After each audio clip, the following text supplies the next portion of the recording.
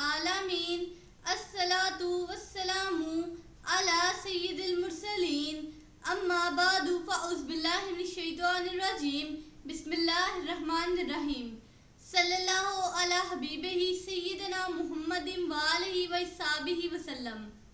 اس درود پاک کے بے شمار فوائد ہیں۔ اس درود پاک کو کثرت سے پڑھنے والے کو دین و دنیا میں کسی چیز کی کمی نہیں رہتی۔ سکون قلب کی دولت سے مالا مال ہو جاتا ہے، دشمن دوست بن جاتا ہے۔ اگر کوئی چاہے دل کی کدورت، کینہ، دل کا میل، بغض، حسد اور اخلاق رذیلہ دور ہو جائیں تو اس درود پاک کو کثرت سے پڑھیں۔ This درود has numerous benefits. There is no lack of anything in the religion and a word for reciters. Peace become rich with the wealth of the heart, and enemy becomes a friend. If anyone wants the darkness of heart, malice, anger, jealousy, dirt of heart, and ethical behavior get away. So recite this durood frequently. بسم اللہ الرحمن الرحیم۔ عہد جاہلیت میں عرب کے باشندے عقیدہ کی گمراہی، علم سے محرومی کے علاوہ نسلی تفاخر، قبائلی عصبیت، شخصی رعونت اور انانیت کی بیماریوں میں بری طرح سے مبتلا تھے۔ ذرا سی بات پر غضبناک ہو جاتے، آپس میں الجھ پڑتے، تلواریں نیام سے باہر نکل آتی، پھر اپنے بھائی بندوں کو اس بے دردی سے تیتخ کرتے کہ خون کے دریا بہنے لگتے۔ اس بے مقصد قتل عام پر انہیں ذرا ندامت نہ ہوتی، بلکہ ان کارستانیوں پر فخر کرتے اور اتراتے۔ ان بہادروں کی شان میں قصیدے لکھے جاتے جنہوں نے اپنے عزیزوں کو زیادہ بے دردی سے اور کثیر تعداد میں قتل کیا ہوتا۔ یہاں بطور مثال ایک جنگ کا ذکر کیا جاتا ہے، کیونکہ سرکار دو عالم صلی اللہ علیہ وآلہ وسلم نے بھی اپنے چچوں کے ساتھ اس میں شرکت فرمائی تھی۔ زمانہ جاہلیت میں متعدد جنگیں ہیں جو حرب فجار کے نام سے مشہور ہیں۔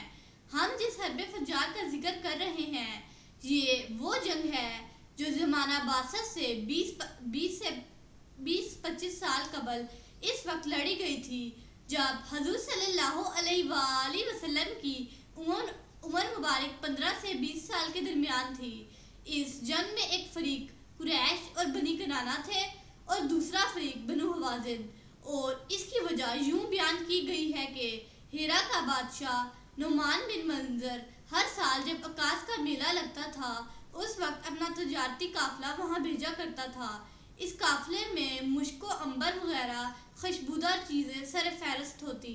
یہ قافلہ اپنے مال کو عکاس کی منڈی میں فروخت کرتا اور وہاں سے طائف کی چمڑے کی مصنوعات اور دیگر ضرورت کی چمڑی چیزیں خرید کر ہیرا لوٹ آتا۔ ہیرا سے عکاس جاتے ہوئے اس قافلے کو بہت سے صحرا نشین قبائل کے علاقوں سے گزرنا پڑتا تھا۔ یہ لوگ قافلے کو لوٹ لیا کرتے تھے، اس لیے نعمان جب اپنا تجارتی قافلہ روانہ کرتا تو عرب کے کسی رئیس کی حفاظت اور جوار میں اسے روانہ کرتا، اور اس طرح کوئی قبیلہ اور کوئی فرد اس پر دستے درازی نہ کرتا۔ اس دفعہ جب وہ قافلہ تیار ہوا تو نعمان نے اپنے اہل دربار سے پوچھا کہ اس دفعہ ہمارے قافلے کو کون اپنی پناہ میں لے گا؟ براز بن قیس نے کہا کہ بنی کنانہ سے میں اسے اپنی پناہ میں لیتا ہوں۔ نعمان نے کہا مجھے تو ایسا آدمی چاہیے جو نجد اور تہامہ کے جملہ قبائل سے اس قافلہ کو پناہ دے۔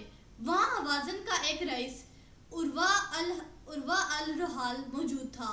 اس نے کہا اے بادشاہ، کیا ایک مردود کتا یعنی براز تمہارے قافلہ کو پناہ دے گا؟ میں تیرے قافلے کو عرب کے تمام قبائل سے پناہ دیتا ہوں۔ براز نے کہا اے عروہ، کیا تو بنی کنانہ سے بھی اس قافلے کو پناہ دیتا ہے؟ عروہ نے کہا میں سب لوگوں سے اسے پناہ دیتا ہوں۔ چنانچہ نعمان نے اس قافلے کی زمام کار عروہ کے سپرد کر دی اور وہ اس کو لے کر روانہ ہو گیا۔ براز بھی اس کے تعاقب میں نکلا۔ عروہ کو کسی سے کوئی خطرہ نہ تھا کیونکہ وہ اپنی قوم کے علاقے سے گزر رہا تھا۔ کسی کی مجال نہ تھی کہ اس کی طرف میلی آنکھ سے دیکھ سکے۔ جب وہ بنی تمیم کی ایک بستی میں اترا تو اس نے رات کو شراب پی، ایک لونڈی آئی، اس نے اپنے رقص و سرور سے اس کا دل بہلایا، پھر وہ اٹھا اور جا کر اپنے بستر پر دراز ہو گیا۔ براز نے جب اسے تنہا دیکھا تو اندر چلا گیا۔ عروہ نے جب اس کو اس حالت میں دیکھا تو اس نے خطرہ بھانپ لیا، لگا اس کی منت سماجت کرنے اور کہا مجھ سے غلطی ہو گئی ہے، براز مجھے معاف کر دو۔ لیکن براز نے اس کی منت سماجت کی ذرا پرواہ نہ کی اور تلوار کے ایک وار سے اس کا کام تمام کر دیا۔ عروہ جس کی امان میں نعمان کا یہ قافلہ سفر کر رہا تھا، جب وہ مارا گیا تو براز نے قافلہ کو بے یار و مددگار سمجھ کر ہانک لیا اور خیبر لے گیا۔ براز کے تعاقب میں 2 شخص نکلے، وہ بھی خیبر پہنچ گئے۔ وہاں سب سے پہلے جس شخص سے ان دونوں کی ملاقات ہوئی وہ خود براز ہی تھا۔ اس نے ان سے پوچھا، آپ کون صاحبان ہیں؟ انہوں نے اپنے قبیلے کا نام لیا اور تعارف کرایا۔ براز نے کہا، تم لوگ یہاں کس کام سے آئے ہو؟ انہوں نے پوچھا، تم کون ہو؟ براز نے کہا، میں خیبر کا ایک باشندہ ہوں۔ انہوں نے کہا، تمہیں براز کے بارے میں تمہیں کچھ علم ہے؟ اس نے جواب دیا، وہ ہمارے پاس آیا تھا، کسی نے اس کو دھکے مار کر اور رسوا کر کے اپنے ہاتھ سے نکال دیا ہو۔ خستہ و شکستہ حال خیبر میں کسی نے اس کو اپنے ہاں پناہ نہ دی اور نہ کسی نے اپنے گھر کا دروازہ اس کے لیے کھولا۔ انہوں نے پوچھا کہ وہ کہاں ہوگا؟ اس نے کہا، اگر میں تمہیں اس تک پہنچا دوں تو کیا تم میں سے اس کے مقابلے کی طاقت ہے کسی کے پاس؟ انہوں نے کہا، کیوں نہیں؟ اس نے کہا، پھر اپنے اونٹوں سے نیچے اترو۔ وہ اترے اور اپنے اونٹوں کو اکالوں سے باندھ لیا۔ براز نے ان سے دریافت کیا، تم میں سے زیادہ بہادر، جرأت سے پیش قدمی کرنے والا اور تیز تلوار والا کون ہے؟ ایک شخص نے کہا، میں۔ براز نے کہا، میرے ساتھ چلو، میں تمہیں اس کے پاس لے چلتا ہوں اور تمہارا یہ دوسرا ساتھی ان 2 سواریوں کی حفاظت کرے گا۔ چنانچہ وہ ایک آدمی کے ساتھ چل پڑا۔ براز اس کے آگے آگے تھا، وہ اسے خیبر کی آبادی سے باہر ایک کھنڈر میں لے گیا۔ براز نے اس سے کہا، وہ اس کھنڈر میں رہتا ہے، تم انتظار کرو، میں جا کر دیکھتا ہوں وہ یہاں ہے یا نہیں۔ وہ وہاں ٹھہر گیا۔ براز اندر داخل ہوا، پھر باہر نکلا اور بتایا کہ وہ اس دیوار کے پیچھے جو کمرہ ہے اس میں سو رہا ہے۔ تم جب اندر داخل ہوگے تو وہ کمرہ تمہاری دائیں طرف ہوگا۔ کیا تمہاری تلوار کی دھار تیز ہے؟ براز نے اس سے کہا۔ اس نے کہا، ہاں۔ براز نے کہا، لاؤ میں دیکھوں کہ اس کی دھار تیز ہے یا نہیں۔ اس نے اپنی تلوار اس کو پکڑا دی۔ براز نے اس کو ہوا میں لہرایا، پھر ایک وار سے اس کا سر قلم کر دیا اور تلوار کو دروازے کے پیچھے رکھ دیا۔ اس کے بعد وہ دوسرے آدمی کے پاس آیا جسے اونٹوں کی حفاظت کے لیے چھوڑا گیا تھا۔ اس نے جب اس شخص کو دیکھا تو پوچھا، خیریت تو ہے؟ اس نے جواب دیا کہ میں نے تیرے ساتھی سے زیادہ بزدل کوئی نہیں دیکھا۔ میں نے اس کو اس کمرہ کے دروازے کے قریب کھڑا چھوڑا جس میں براز سو رہا تھا۔ تیرا ساتھی وہاں بے جان مورتی کی طرح کھڑا ہو گیا، نہ آگے بڑھتا نہ پیچھے ہٹتا۔ اس شخص نے کہا، کاش اگر کوئی شخص ہمارے ان 2 اونٹوں کی حفاظت کرتا تو میں خود جاتا۔ براز نے کہا، ان کا ذمہ دار میں ہوں، اگر کوئی شخص انہیں لے گیا تو میں ان کا تاوان ادا کروں گا۔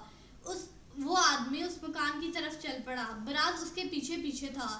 جب وہ اس کھنڈر کے دروازے کے اندر چلا گیا تو براز نے وہ تلوار اٹھائی جسے وہ دروازے کے پیچھے چھوڑ گیا تھا اور اس کو بھی تیخ کر دیا، یعنی مار دیا۔ دونوں مقتولوں کے ہتھیار بھی لے لیے، دونوں اونٹوں پر قبضہ بھی کر لیا اور وہاں سے چلتا بنا۔ ہماری کسی بھی ویڈیو میں کوئی بھی ایک لفظ بھی آپ ایسا نہ پائیں گے جو اللہ تعالیٰ کے حکم اور اس کے نبی اکرم صلی اللہ علیہ وآلہ وسلم کی تعلیمات سے ہٹ کر ہو۔ آپ سے گزارش ہے ہماری ویڈیوز کو آگے شیئر کریں، ہو سکتا ہے یہ عمل آپ کی اور ہماری نجات کا سبب بنے، اور ہماری ویڈیوز کو آخر تک دھیان سے سنیں، یقیناً آپ کی زندگی بدل جائے گی۔ سیرت النبی صلی اللہ علیہ وآلہ وسلم کا یہ سلسلہ جاری رہے گا۔ آپ صلی اللہ علیہ وآلہ وسلم کی حیات طیبہ کا ہر ایک پہلو بیان کیا جائے گا۔ آپ سے گزارش ہے ہماری اور اپنی بھلائی کے لیے ہماری ان ویڈیوز کو دیکھتے رہیے۔ اگر آپ کو ہماری یہ آج کی ویڈیو پسند آئی ہے تو اس کو لائک کریں اور ہمارے چینل کو سبسکرائب کریں تاکہ ہماری ہر آنے والی ویڈیو آپ تک پہنچتی رہے۔ اللہ تعالیٰ ہمارا اور آپ کا حامی و ناصر ہو. شکریہ.